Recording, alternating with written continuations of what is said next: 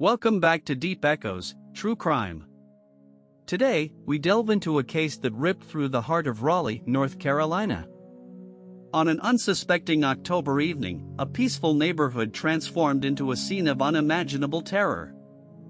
5 innocent lives were unalived, and 2 more gravely injured, leaving an entire community reeling in shock. Make sure you hit that subscribe button to stay updated on all our deep dives into the shadows. The individual at the center of this horror was Austin David Thompson. Court proceedings later unveiled a chilling history. Austin had conducted extensive online searches. We're talking months of research into mass killings, explosives, and even the sentencing consequences for violent crimes. This wasn't a sudden, impulsive act. This was something darker, brewing beneath the surface, meticulously planned by Austin David Thompson. Austin was merely 15 years old at the time of the crime, a high school student, seemingly like any other. Yet, after his apprehension, a profoundly disturbing suicide note was discovered in his bedroom. His attorneys later stated that Austin David Thompson could not explain his actions, offering no clear motive for the rampage. This silence left a gaping hole in understanding why such a young person committed these horrific acts.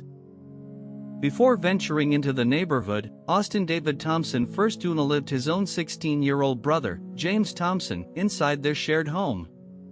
James was a vibrant teenager, an athletic build, with dark curly hair and a friendly smile, often seen in casual clothes. A brother, just 1 year older, whose life was tragically cut short in what would become the initial act of a much larger, senseless spree, setting a grim tone for the events to come. The immediate precursor to Austin's public rampage was the unaliving of his brother, James Thompson. This shocking act within their own home marked the terrifying start. The subsequent victims, Nicole Connors, Susan Carnatz, Mary Marshall, and off-duty police officer Gabriel Torres, were simply going about their daily lives. They were residents or visitors, dog walkers, runners, or an officer heading to work, becoming random targets in a violent escalation by Austin David Thompson. The precise motive, or the catalyst, for Austin David Thompson's actions remains officially unexplained by his legal team. However, the court presented evidence, particularly Austin's extensive online search history related to mass shootings, paints a grim picture. This, coupled with the suicide note found in his room, strongly suggests a premeditated plan rooted in deep-seated distress and violent ideation. The unaliving of James Thompson earlier that day became the horrific prelude to the wider public horror.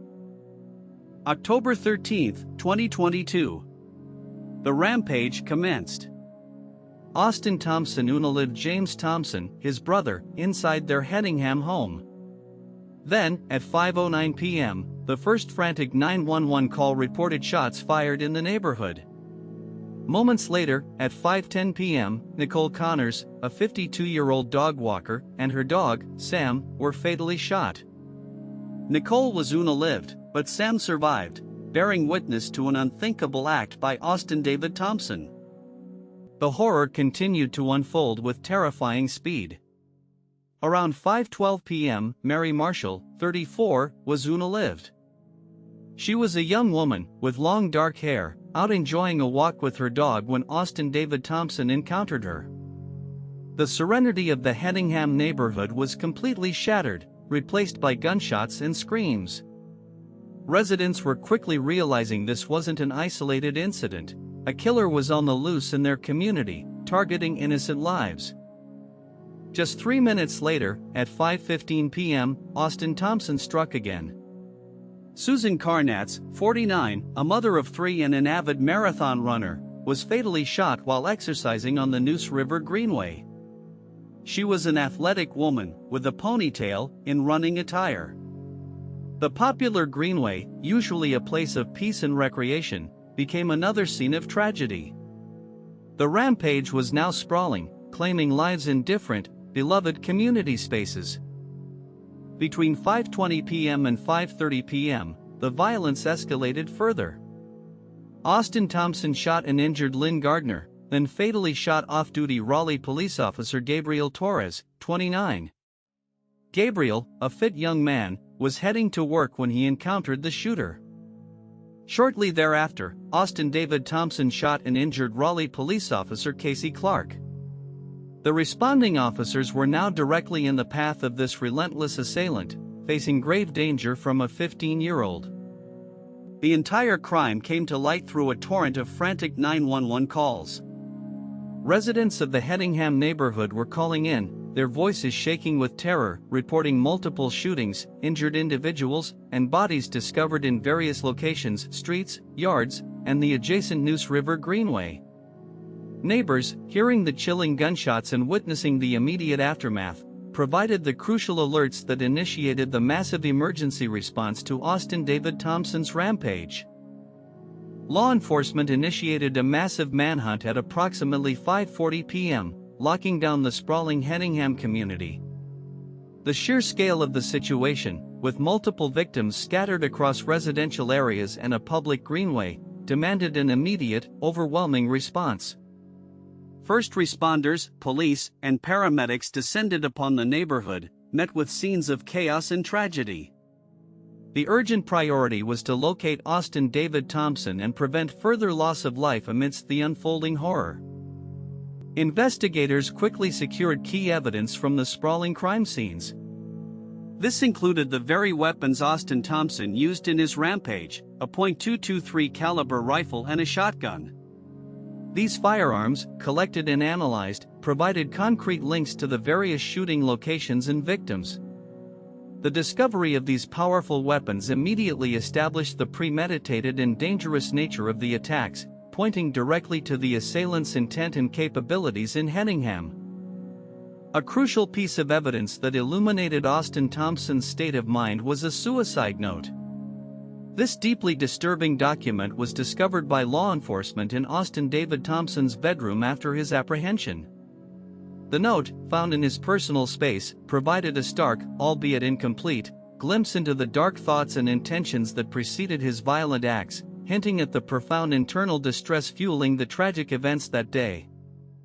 Digital forensics played a pivotal role in piecing together Austin Thompson's movements. Teams from the Raleigh Police Department meticulously created a precise timeline and map of his rampage. They achieved this by analyzing data from Austin David Thompson's iPhone and cross-referencing it with Google Earth. This sophisticated digital evidence allowed investigators to track Austin's path through the Hedingham neighborhood and the Greenway, revealing the systematic nature of his attacks. Sound of digital pings and keyboard clicks. Further critical insights came from those who survived Austin David Thompson's assault. Testimony from Lynn Gardner, who was shot and injured, provided direct, harrowing accounts of her encounter with the shooter. Similarly, Raleigh police officer Casey Clark, also injured, offered first-hand details of the confrontation.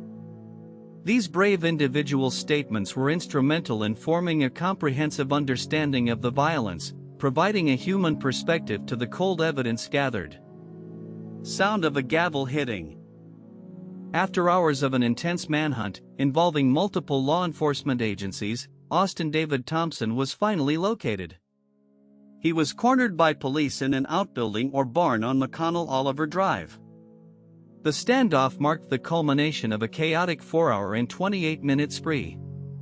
Police maintained a perimeter, carefully strategizing the apprehension of the dangerous young individual.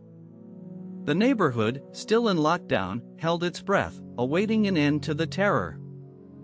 At 9:37 p.m., after sustaining a self-inflicted gunshot wound to the head, remarkably, not fatal, Austin Thompson was taken into police custody. This concluded the terrifying spree that had paralyzed the Hedingham community. Austin David Thompson was subsequently charged with 5 counts of first-degree murder and 2 counts of attempted first-degree murder. He ultimately pleaded guilty to all charges, acknowledging the horrific acts he committed against his community and his own family. During the emotional sentencing hearing in February 2026, victims' families delivered powerful impact statements, describing their profound grief and irreparable loss. Judge Ridgway highlighted Austin David Thompson's extensive, months-long research into mass killings and their legal consequences, underscoring the premeditated nature. Despite defense arguments regarding his youth and potential for rehabilitation, the judge found Austin's actions reflected irreparable corruption, a chilling assessment of the then 18-year-old. On February 13, 2026, Austin David Thompson, then 18 years old, received his sentence. He was sentenced to 5 consecutive life terms in prison without the possibility of parole for the 5 counts of first-degree murder. The judge's ruling ensures that Austin will spend the rest of his life incarcerated, with no chance of release, a grim fate for a crime of such irreparable corruption. Stay safe out there, take care of yourselves, and I'll be right here waiting for you in the next one.